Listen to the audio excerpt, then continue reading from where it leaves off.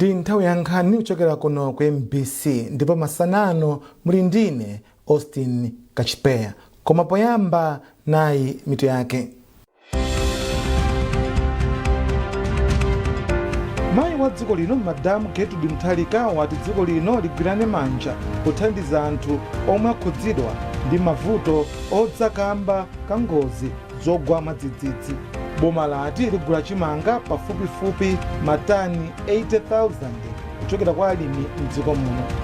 Ndipo mu nkhani za masewero, ndime ya makota final mu chikho cha Castel ikupitirira masanawa ndi masewero apakati pa matimu a Chitipa United ndi Blue Eagles.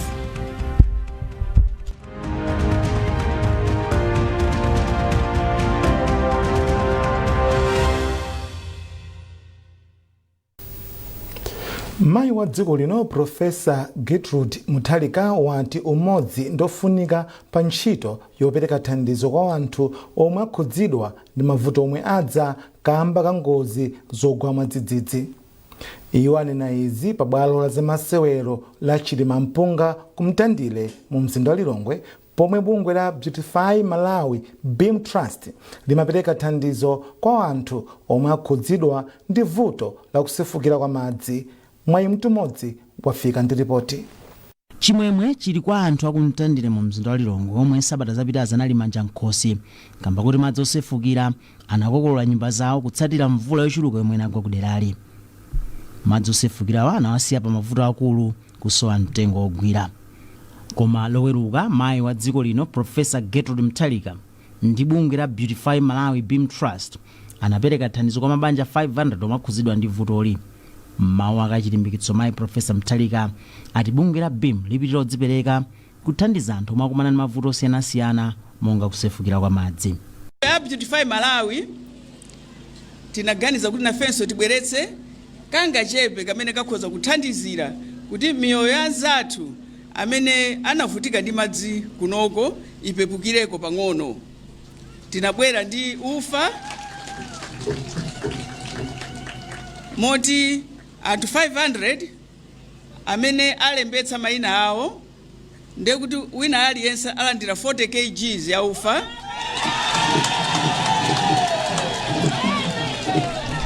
alandira soya pieces, alandira sopo, alandira mchere, komanso pamwamba pa izo pakhala blanket.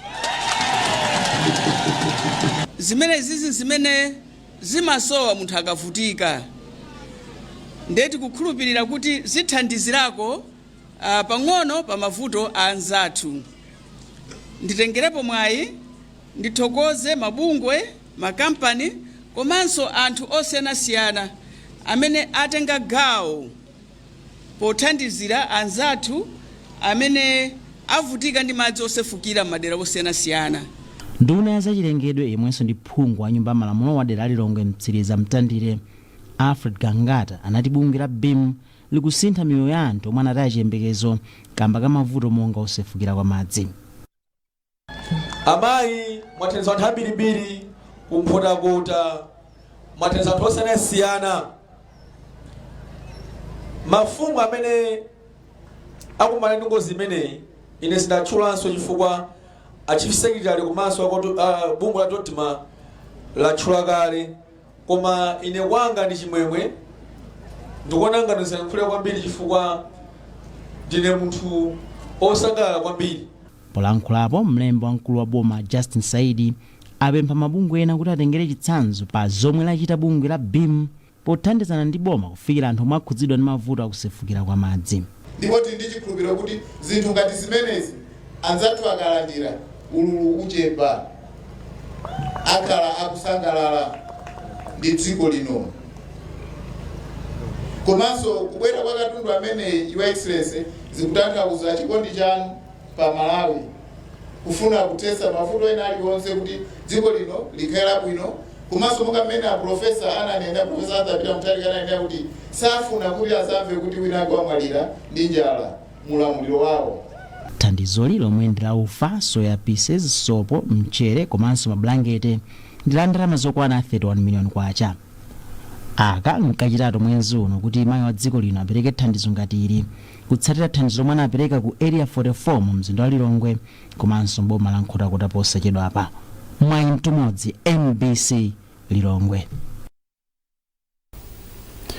Wachiwiri kwa mtsogoleri wa dziko lino Dr. Jane Ansah ulimbikitsa mafumu kuti agwiritse ntchito ndalama za chitukuko cha madera za 5 billion kwacha kukweza chitukuko madera mwawo. Dr. Ansah amayankhula izi pamwambo omwe msuwani wawo Alida Nyaka Mazungwi amakondwerera kuti anakhazikitsidwa kukhala nyakwawa ya dera la mfumu yayikulu Kalumbu mboma la Lilongwe. Iyo anapita kumwambowu ngati wakubanja. Charles Wahala andiripoti.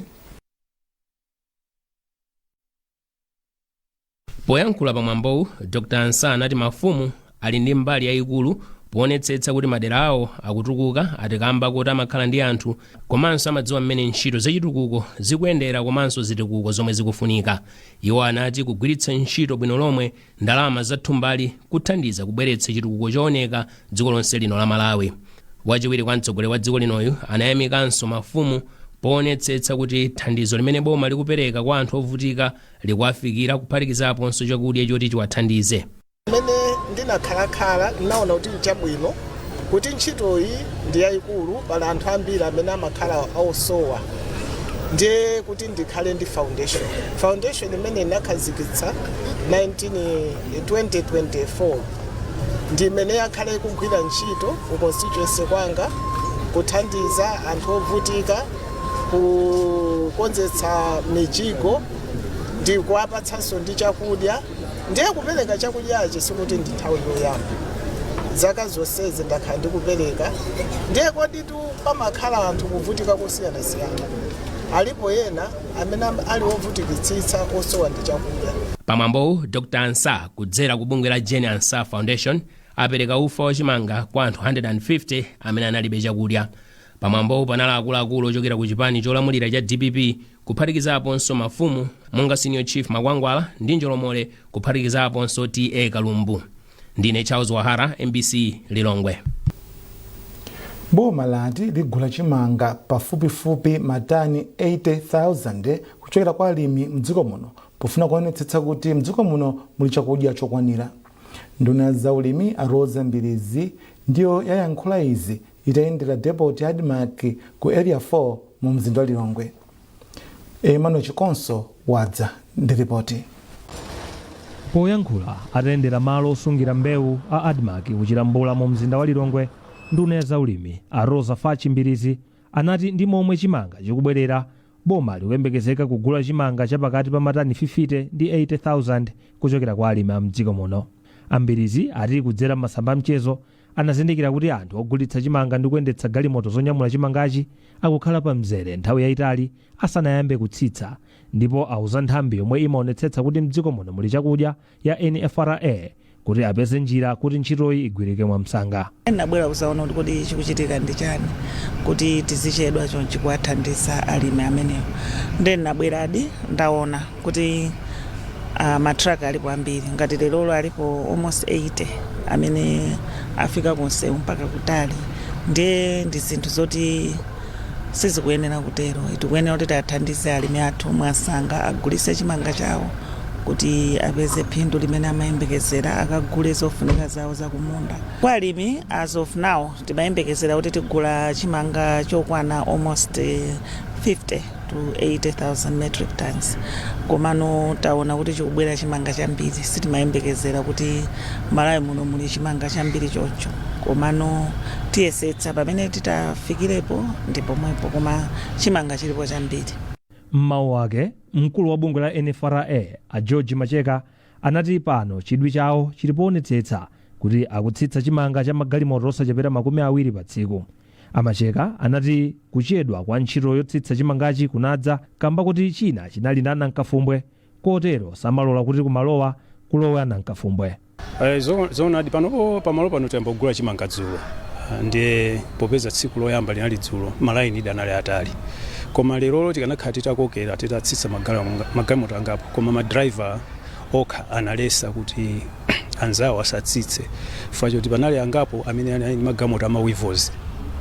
Ndefa cha ma weavers anathira mankhwala ndi malingana ndi malamulo sitimalandira chimanga choti changotsiridwa kumene mankhwala ndi tinawuza kuti chimanga chimene tichilandira pakapita masiku 7 ndi aloleni amene sanathire mankhwala kuti tiyambe kulandira ndi ana alesa anzawo aja pamapeto pake anagwirizana kuti angolengeza kuti magalimoto onse omwe abwera kuno athira mankhwala. Pakadali pano boma likugula chimanga kwa alimi 55,000 kwacha pa thumba lililonse lolemera makilo 50. Emmanuel Chikonso, MBC Lilongwe. Unduna wazofalitsa nkhani wati uchita chothekera kuthandiza kampani ya Airtel kulimbana ndi vuto la network lomwe likusokoneza ntchito zotumiza ndi kulandira uthenga mdziko muno. Nduna yazofalitsa nkhani Ashadek na Malomba yayankhula izi ku Lilongwe itandira kampani ya Airtel mudzidzimutsa. Chifukwa chakuchuluka kwa demand kwa anthu amene tikufuna popeza dziko likutukuka tonse tikufuna kuti tikhale ndi njira zamakono zimenezi kwapezeka kuti chifukwa chakusowa kwa forex akumakanika ndithu kuti aguleka mashini owonjezera kuti tizitha kuti kumaniza kulumikizana bwinobwino pamakina apa ndino chifukwa cha kusowa kwa ndalama kumeneko kumapezeka kuti kumakhala kovuta ndiye kuti khanga kuti mashini wakhanga akuchepera mphamvu anthu akuchulukira ndeno amafuna apemphe kunena kuti tathandizire kuti tipeze ndalama zosachepera $65 million kuti titapeza ndalama zimenezo muzaka mimiyezi kuyambira panopa ndi 18 months upitawo ndiye kuti system iyo anthu sitimakhalanso ndi mavuto amenewo. Chachitatu anapereka kuti zimene fani nafunsa kuti chimene tingapange chabwino forex ndiyo chimene tingapange padakali panopa choti tingathe kupanga mkatikati mwathu internally ndi chani ndi amafotokozanso kuti pali system ina yake ya Starlink yoyuza satellite imene yoyo titasogwiritsa ntchito ndipo tapanga kale apply kumakala kuti ativomereze komano kumakala kozukhanga tizikuchedwa ndeni ineyo ngatiso minister amene makala ili munduna mwanga ndanena kuti amene popo ndikuthandizirani mpaka na amakala watipatse authority yakuti niyo muyambe kupanga njira imene iyo. Ndipo mawu ake mmodzi mwa akuluakulu ku kampani ya Airtel Amphatso Manda atikubwera kwa ndunayi kwathandizira kuti kampani ipeze ena mamayankho ku mavuto omwe ili nawo. Tili ndi vuto limene timakumana nalo kukhudzananso ndi kudulidwa kwa fiber nthawi zina kukhudzana ndi kuba kapena umbanda zimene zimene zoma nthawi zina zimasokonezanso kuti ma services athu athe kupita kwa ma customers ndiye tinafotokozera ntchito zimene tikupanga monga ngati kupanga partner kapena ubale ndi Eskom kuti tithandizenso malo amene fiber athu mwina madulidwa kwambiri komanso tikutha kudutsa ma services athu matha kudutsa mu fiber wa Eskom. Zimene zimene tafotokozera minister kuti ndizimene tikupanga komanso tinapanga sure kunena kuti ifeyo tili ndi maplani ndithu amene akuyembekezereka miyezi 3 miyezi 6 komanso chaka kunena kuti tionjezere either masite anyuwani kapenanso mphamvu ya network yathu madero osiyanasiyana. Mabungwe omwe si aboma apempha boma kuti lifunse ndi kupeza chilungamo kwa akuluakulu akale oyendetsa ntchito za bungwe la Malawi Energy Regulatory Authority MERA pa nkhani ya momwe ndalama za nkhaninkhani zinayendera. Anthuwa anatula pansi maudindo awo nyumba malamulo itawayitanitsa. Robert Mkwezalamba ndi mkulu wa bungwe la Human Rights Consultative Committee HRCC.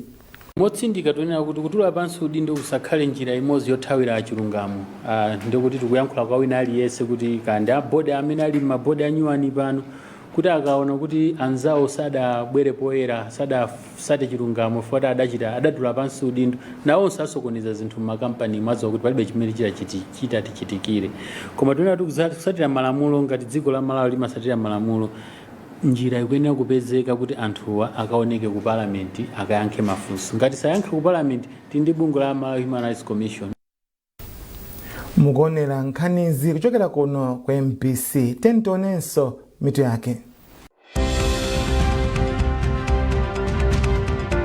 Mayi wa dziko lino Madamu Gertrude Mutharika wati dziko lino ligwirane manja kuthandiza anthu omwe akhudzidwa ndi mavuto odzakamba kangozi zogwa mwadzidzidzi. Boma lati ligula chimanga pafupifupi matani 80,000 kuchokera kwa alimi mdziko muno. Ndipo mu nkhani za masewero ndime ya makota final mu chikho cha Castel ikupitirira masanawa ndi masewero apakati pa matimu a Chitipa United ndi Blue Eagles.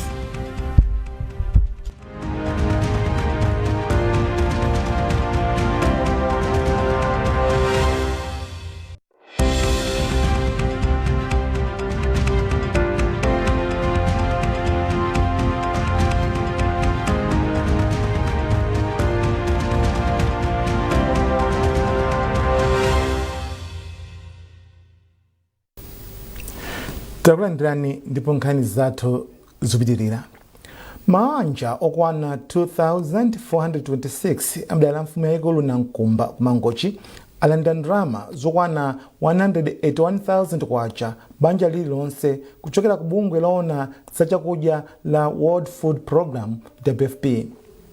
Bwanamkubwa bomali a Rodney Mwaka ati a WFP apereka ndalamazi kuti ziwathandizira anthuwa pa nthawi imene akuvutika ndi ng'amba. Zambiri mulipotiri. Mukalosera oona mmene mvula itagwere mchaka cha ulimi cha 2026, nthambi yoona za nyengo mdziko muno idalosera kuti madera ena mboma la Mangochi mukhala ng'amba, poganizira kuti midzi ina mdera mfumu yaikulu Namkumba bomali anthu akhudzika ndi ng'amba. Bungwe lomwe limatengapo gawo pa nkhani ya chakudya pa dziko lonse la World Food Program lidalowererapo pobwera ndi njira yokuti anthu a madera amenewa awapatse ndalama zokuti ziwathandize pa nthawi ya ng'ambayi. Bwanamkubwa wa boma la Mangochi a Rodney Mwaka ati njira imeneyi ikupereka mphamvu kwa anthuwa kuti agwiritse ntchito ndalama imeneyi kuti agulire zofuna zawo komanso kuyamba bizinesi zing'ono-zing'ono cholinga chokuti asakhaliretu opanda kalikonse. Iwo ati anthuwa asankhidwa poganiziranso kuti ambiri mwa iwowa ndiomwe adakhuzidwanso ndi ng'amba mu chaka cha ulimi chapitacho. Apemphe anthu kunoko ali ndi nthaka yabwino kwambiri, koma kudandaula kwangu tinena kuti mvula ikuvuta ndimati ayesesani timadambolo agwiritse ntchito ayesese ayike tima irrigation ulimi othirira kale pansi ndi magulu mamizimo nkhonde atakumasonkheza ndalama pang'ono. Bungwe loyendetsa chisankho mdziko muno lapempha magulu okhudzidwa ndi chisankho kuti atengepo mbali yayikulu kudziwitsa anthu za chisankho chachibwereza chomwe chikhale chikuchitika m'madera ena a aphungu ndi makhansala mdziko muno. Mkulu wofalitsa nkhani ku bungweli Asangwani Mafulirwa ndiye onena izi ku Mzuzu. George Mkandawire walemba nkhani. Mwaena omwe anali nawo pa mkumanowu ndi monga mafumu amabungu omwe si aboma, atsogoleri a mipingo ndi achipembedzo. Mmalinga ndi mkulu woona zofalitsa nkhani ku bungwe la MEC Asangwani Mafulirwa, ntchito yolemba anthu mu kandolo wa votiyu idzayamba pa 31 Januwale mpaka pa 6 Februwale 2026, ndipo anthuwa akhala akuponya voti yawo pa 17 Malichi chaka chomwe chino. Cholinga chathu chachikulu choti wina aliyense amene azakhale kuti anali alembetsa pa kandolo wa voti ulendo uno kapena analembetsa pa chisankho cha 2025 azatuluke mwawo nyinji kukaponya voti. China chimene tikufuna choti anthu amenewa akaponye voti molondola. Ndechoyamba kutuluke anthu mwawo nyinji kukaponya voti. Chachiwiri chiwerengero cha mavoti owonongeka chichepe kwambiri. Ndipo mmodzi mwa atsogoleri kwa Luwinga a Clement Gondwe alonjeza kuti agwira ntchito limodzi ndi bungwe la MEC polimbikitsa anthu okhala mderali zakufunika kutenga nawo mbali pa chisankho chachibwerezachi. Ni nyengo njiweme iyi yakuti tonse pamodzi na awo pa nyengo iyo vakavota cha varute muunandi tirute muunandi withu kuti tikavote. Chachiwiri ni ufulu wa munthu warute kukavota, chifukwa without kuruta ndikuti munthu yura wangasankhika cha. Sononso pomaliru ise ngati varongozi tikwenera kuva na chikhumbukhumbu chakuti kudera kwitu na didi tikasore munthu uyo vanthu vamutemwa, uyo vanthu vamukhumba kuti watiyendeseke chitukuko. Pakanali pano okhudzidwa ena anenanso kuti apitiriza kugwira ntchito limodzi ndi bungwe la MEC poonetsa kuti chisankhochi chikhale chokomera wina aliyense cha ufulu komanso cha chilungamo. George Nkandawire, MBC Mzuzu. Apolisi mu mzinda wa Blantyre apempha ochita malonda kuti azigwira ntchito limodzi ndi apolisi polimbikitsa chitetezo. Pempholi alipereka pa polisi ya Chilomoni pomwe apolisi amalandira chipinda chatsopano chomwe achimanga ndi thandizo la ndalama lochokera kwa mmodzi mwa ochita malonda mu township ya Chilomoni. Zambiri mulipotili la Alufisha Fisher koma akuwerenga ndi George Banda. Polisi imabwera kudera. Mkulu wa polisi ya Chilomoni a Modesta Jusa anati ntchito za polisi zimadaliranso anthu amalonda kuti athe kupereka chitetezo chokwanira m'madera omwe anthu amachita ntchito zawo zosiyanasiyana. Thandizo limene ili labwera mu nthawi yake ngati polisi timapanga provide ma services the office ya polisi ili open kwa amene aliyense then ndi chikhulupiriro kwambiri kunazoti donation imeneyi ithandiziranso kunazoti anthu ena abwere poyera kufuna kugwira ntchito limodzi ndi apolisi kuti tithandizane kuti kudera kwathu kuno tichepetse milandu kukhale kwabata ndi mtendere. Ine ndikuthokoza kwambiri chifukwa cha kulandira thandizo limeneli. Ndipo mmawu ake mmodzi mwa anthu ochita malonda mtauniship ya Chiromoni akondwani Maluwa, yemwe anapereka ndalama zomangira chipindachi, anati iye anapereka thandizo ngati njira imodzi yothokozera apolisi pa ntchito yomwe amagwira yoteteza miyoyo komanso katundu wa anthu mderali. Chifukwa cha vuto limene linatigwera Chiromoni loti police station inaotchedwa nkhani za community kuti agwira munthu amene samayenera moganiza mwa community inaotcha polisi zomwe kumapeto kwake zinatipasa mavuto tonse monga anthu a business komanso security yathu sinali bwino chifukwa anthu ena ochoka mbali zina amatha kubweranso zasokoneza. Tikungonena kuti amene angathe kukhala ndi kuthekera osati ku Chiromoni kokha koma dziko lonse la Malawi, amene angathe kukhala ndi kuthekera kuthandiza polisi akwanitse kutero chifukwa tikatero tichepesa rate ya crime ku Chiromoni komanso ndi dziko lonse. A Jeremiah Kanzota ndi mkulu wa gulu la chitetezo am'madera mu mzinda wa Blantyre. Ndokondwa kwambiri kuti cholinga chathu ngati a policing community chikukwaniritsidwa chifukwa mmodzi mwa munthu amene ali wa mu community ndikubwera ndi maganizo ofuna kuthandiza polisi.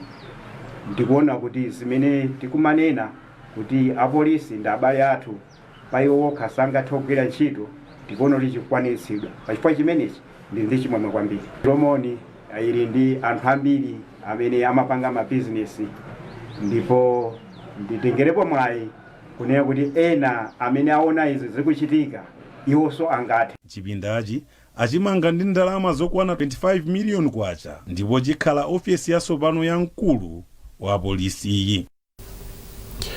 Bungwe loyendetsa chisankho lalimbikitsa mayi kuti akhale ndi chidwi chotenga nawo mbali popikisana nawo pa chisankho chapadera chomwe bungweli lichititse pa 17 Machi dera la Mikongo. Mmodzi mwa makomishonala a bungwe la MEC a Haure Kanjewe anena izi pa skulu ya primary ya Chowe pa msonkhano ophunzitsa mafumu ndi atsogoleri nkhani zosiyanasiyana zokhudza ndi malamulo a chisankho.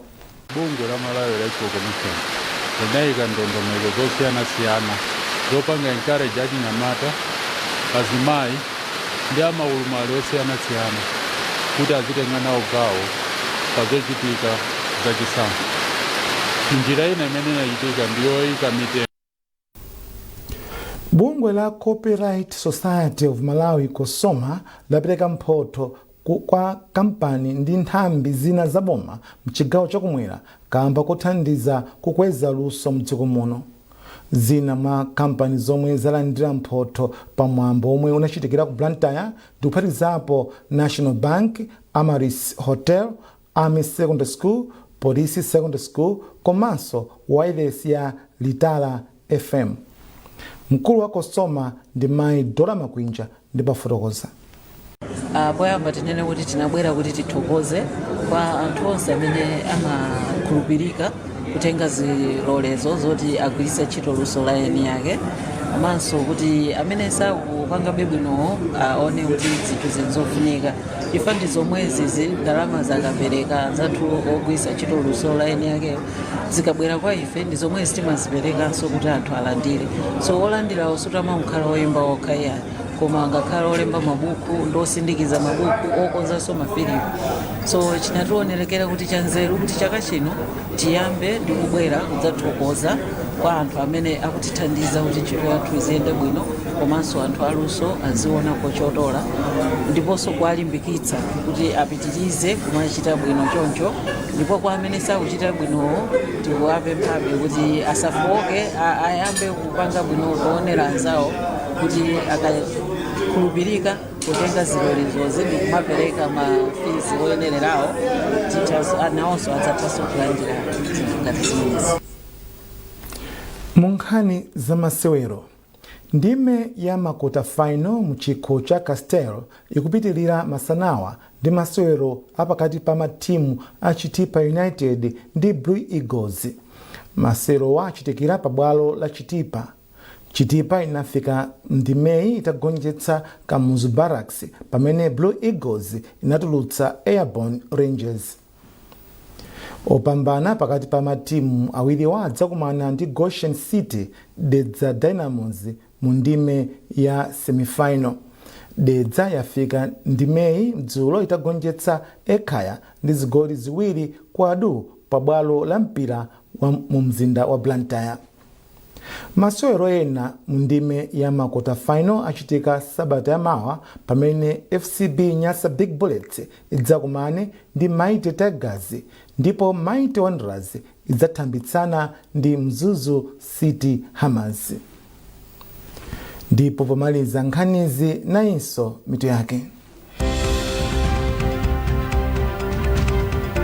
Mayi wa dziko lino Madamu Gertrude Mutharika wati dziko lino ligwirane manja kuthandiza anthu omwe akhudzidwa ndi mavuto odzakamba kangozi zogwa mwadzidzidzi. Boma lati ligula chimanga pafupifupi matani 80,000 kuchokera kwa alimi mdziko muno.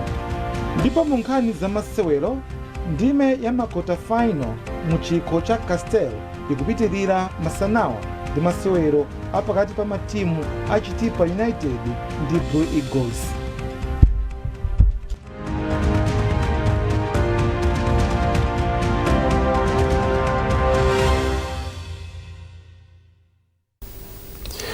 Pezani nkhanizi ndi zina zambiri popita pa mbc.mw kapena MBC Digital pa Facebook, Instagram komanso X. Mnali ndine Austin Kachipeya kukufunirani masana abwino.